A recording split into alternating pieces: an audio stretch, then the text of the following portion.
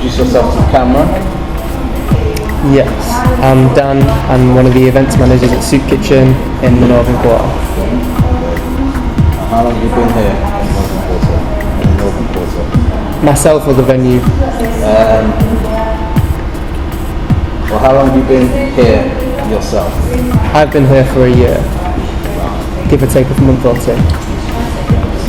And what sort of stuff do you do here? We do food, and we do parties downstairs, and we do gigs, and we do events of varying descriptions.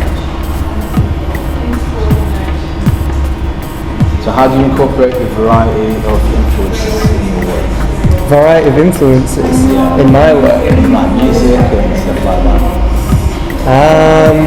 Really, with just a varied events programme. That's pretty much all I can do.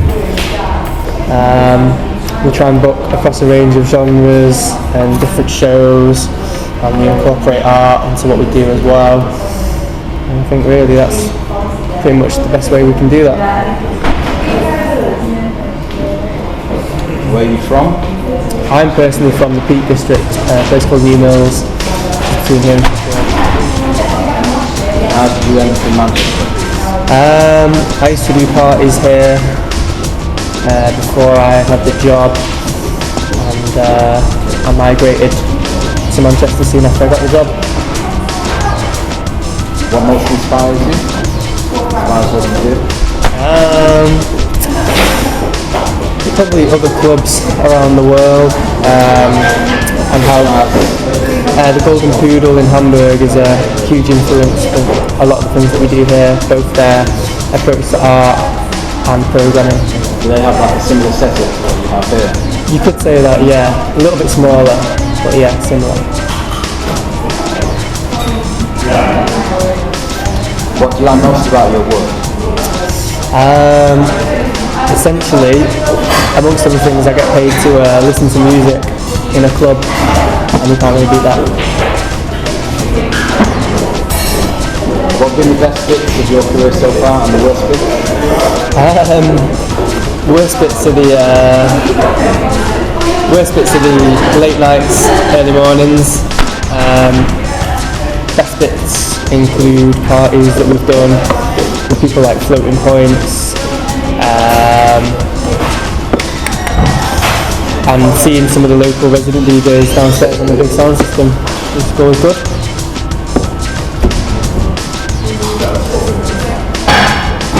What's your favourite thing at the moment? Favourite thing? Yeah, like ice cream or food.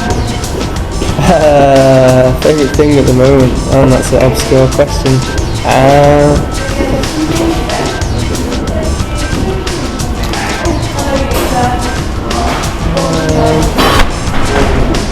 What music are you listening to at the moment?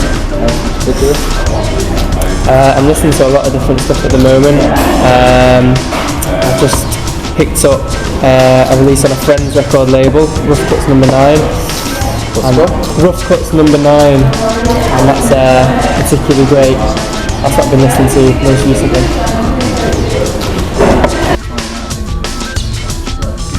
Got into trouble on one of them, but that's okay.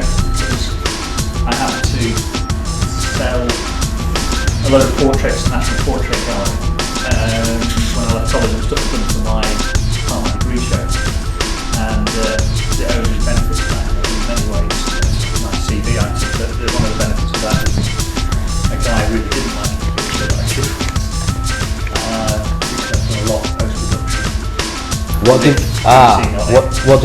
What did he not like about you doing his picture? It was a little bit out there. I was sort of still really messing around at the time with stuff, and I was printing myself, lip printing it. I was bleaching pictures and toning them and all that, and it was kind of pretty.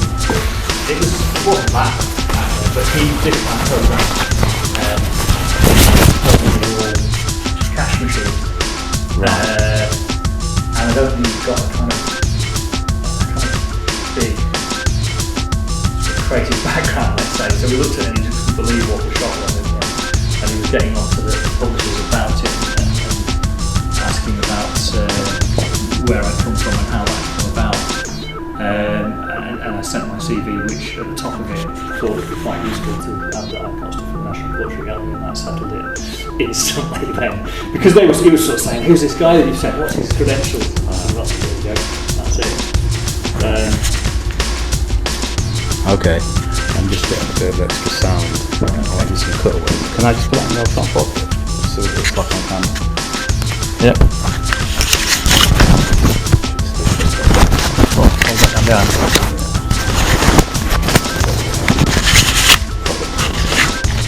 Okay.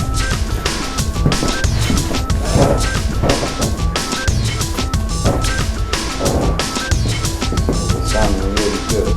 Yeah. Looks fantastic on this actually. Good. You say all the right things. You say all the right things. Yeah, I think it sounds like to look actually, not too far. Right, cool. What else have I done recently? Looking a bit kind of Greek today. You are saying the right things. Greek Ireland. I think it's just a bit of gardening, a lot of cycling. Fortunately, we had to work for it. Yeah. Good weekend of it. Okay. So what inspires you most about what you do? Not necessarily as a photographer, but just as a kind of image maker in general. For me, what I love about it is that it's a gateway into other worlds. You get to, and it might be something really mundane, it will seem really mundane, and if you did it every day it would do your head in, but you can end up in as I did the other week, in a call centre in Kingston-on-Thames, and but actually it's fascinating, the people are fascinating, and it's another world that you step into.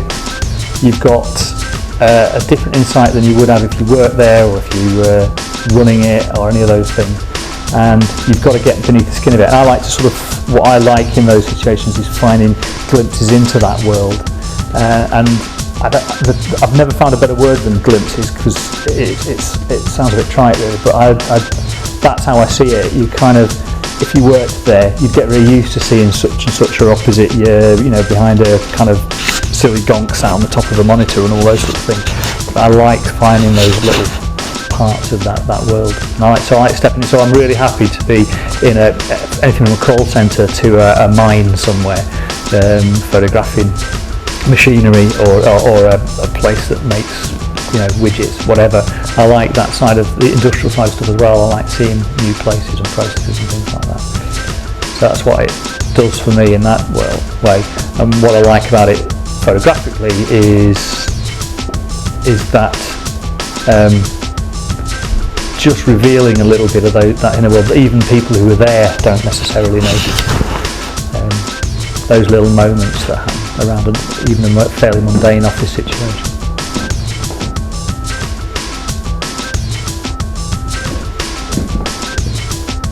What do you like most about your work? I think you might have already answered. I've sort of answered it in a way. It's meeting people and finding out a little bit about the world that you don't have. I mean, occasionally you do get. I don't really do much fashion work. I have done bits and pieces. I used to shoot quite a lot of stuff for the North Face, and that's lovely because you get to see the world. You travel a bit, The North Face, what's that? The brand, yeah, the clothing brand. So I used to do them and a few other things. I used to do lookbooks for them. They're exciting, but not in the same sort of way. But I mean, that's nice.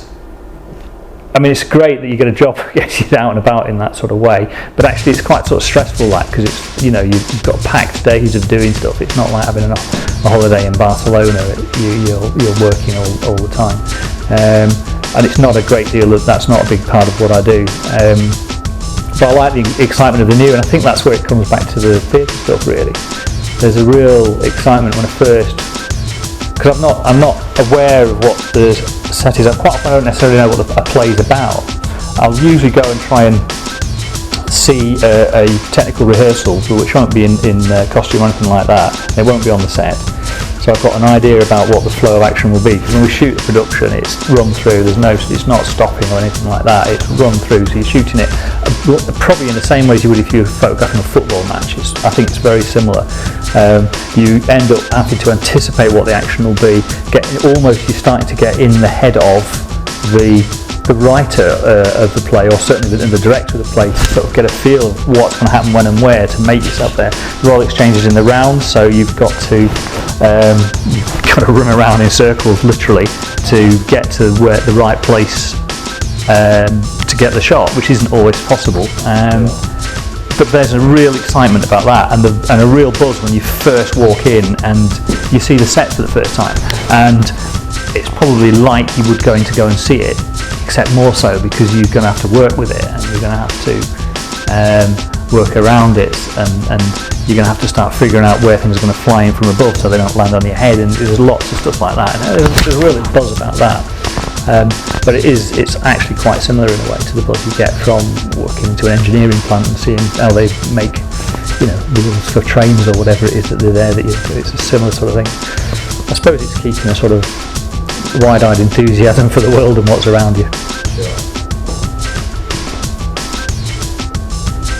So what's been the best sort of part of your career so far, and possibly the worst? You start with best. It's different. It would genuinely be different because my career is not focused, not in a single area. So it's easy to pick on something that was, a fancy trip to the Alps or anything like that. But that's only one part of it. I would say it could just as easily be a great play that was beautifully lit, well acted, that made you love every moment of photographing it. I think almost any job, when you first when you finish it, if you're pleased with how it's turned out, that's that moment. And I think it could be anyone. It doesn't have to be the high profile one. It doesn't have to be the North Face one shot on a mountain somewhere in the Alps. It can be in a small theatre in Lancashire somewhere. It doesn't matter. It's when you really feel you've got something. And by the same token, the worst moments are the opposite of that. And the worst moments aren't necessarily at the end of a job, if you don't think it's during a job where you actually suddenly think, I don't know what they're after from this. There's a stress involved in not being sure, because at the end of the day, I'm providing a service, I'm providing something for someone. It's not like working as a fine artist where the client is yourself. I have someone else that I'm working for, and the stress on me is if I suddenly realise I don't actually know quite what they expect out of what we're doing, or they've not expressed it to me, and then that's the worst moments, where you find yourself flashing around doing one job that you thought you were there to do and finding out it's another job and having to change your mindset. That's part of being professional, I suppose. It's being able to cope with that and turn it around and start shooting, solve a problem in that case.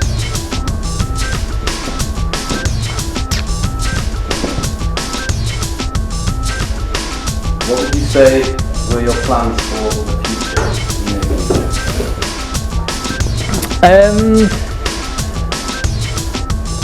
I've got no grand plans. I'm actually happy plodding on the way I am at the moment, in a way. I think I'm overdue a big chunk of personal work. I've done a few series of portrait-based personal projects, and that's getting overdue. A big one that I've done, I did one probably 20 years ago in the Northern Quarter, before it was the Northern Quarter. It wasn't even called that at the time. Then another one just over 10 years ago, and this is a bigger project, and it's time I did that again, and that's a series of portraits of people from the area, and it's sort of an anthropological study almost. It's sort of seeing how the faces change, and also importantly what those people do. It's an interestingly evolving area. It's where the studio is based, so it's sort of interesting to see how it's evolved over the last 20 years. So I'm kind of interested in kickstarting that one again. And I think some more landscape work. I have been in denial my entire photographic career of actually being a frustrated landscape photographer, I think. because of the way I work, that everything's always not necessarily last minute, but it's you don't have that luxury of time to, and you need that for a landscape, because you've got to wait for the right conditions quite often. And occasionally I do get some fantastic jobs that take me to really lovely places, and it'd be nice to sort of, but quite often you're there and you've got that day, you've got to shoot it, and you get the best that's possible in that day. But it'd be nice to do a little bit more of that. I actually have another project to do with farming. I'm quite interested, I was years ago, I went to Iceland, and I was quite interested in the relationship of people to the landscape, and how. Well, that's nice. Well, I sort of organised and me and a mate cycled across Iceland, and I dragged a ton of photographic equipment with me as well, which was bloody hard work. And at the time, I didn't really make it happen because it was so much hard work just doing the expedition. I did do photographs, but I didn't pull it together what I'd got in my head, which was to somehow see how the people are influenced by the landscape, or the landscape's influenced by the people who are part of it. It reflected slightly in a project I did years ago at college to do with a little area in Derbyshire called Doveholes, where there was a lot of mining, and that had massively changed the landscape of the area. So people had changed the landscape, and I was interested in how the people then fitted into that landscape, and I think it'd be quite nice to do that. I kind of like the idea of doing that with farmers and getting out into the sort of outlands of on the outskirts of cities, and those sort of people who live on and off the land and actually living there, and also, you know, straight up farmers get up into Cumbria and talk to photograph sheep farmers and that sort of thing. But tying it into the landscape would be an interesting project. And I suppose those are loose ends that I need to tie up that would be in the short to middle term future.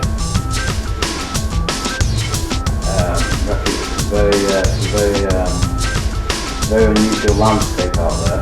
Were you inspired by it? Where, sorry? In Iceland. Yeah, absolutely. It's incredible. It's absolutely. I've got a slight obsession with it, and Scandinavia in general, which isn't unusual. But and I think it's based on that. And I think it's that I'd like to go back specifically to do photography, because I was there to do something else, and the photography had to sort of be a parallel activity really, and not always possible, because it was a very hard physical challenge. So I'd love to go back and spend a serious amount of time there photographing it. I mean, it's an odd place, because the bits that we went through are only accessible for a couple of months in the summer anyway. So it'd be good to go and revisit some of those.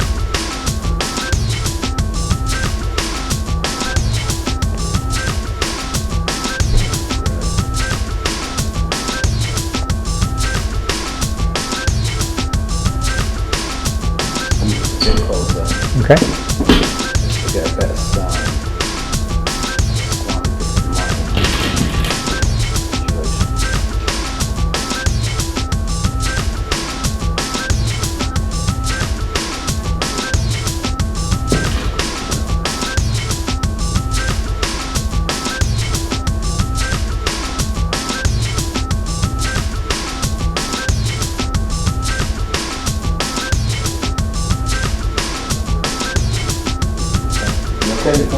Yeah.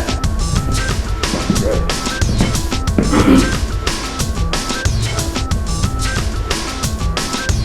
How would you say you've incorporated a variety of ideas in your work? Or the variety of ideas? How do they sort of come about? Do you mean how I use influences? Yeah. In a way. Yeah. I remember years ago a couple of people who said they weren't interested in looking at other people's photography because they wanted to do their own thing, and funny enough, only yesterday I was reading something which was sort of saying the opposite of that as being the way to do it, because you can end up reinventing the wheel a bit. And I've had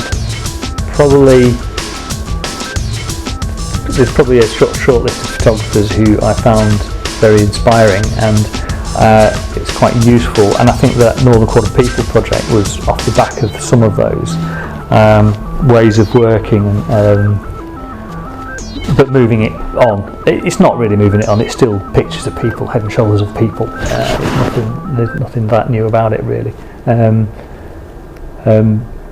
But I'm doing it coming from knowing how mainly a lot of stuff that was being shot in the 60s by Bailey and people like Irving Penn, and that I just sort of found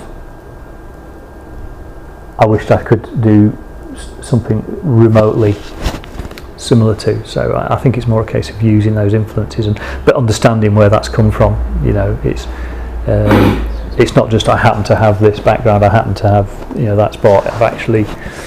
It's come from, and in fact the reason I ended up first getting a studio was because I felt the need to emulate some of that work to kind of move on, you know, use that